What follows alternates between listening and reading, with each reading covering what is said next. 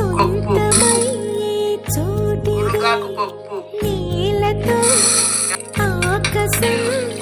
వీయముందే వేళిది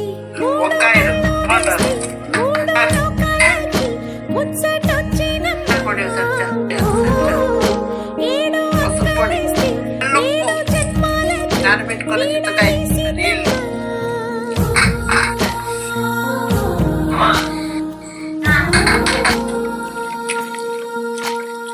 Seethamma Vakitlo Sirimalle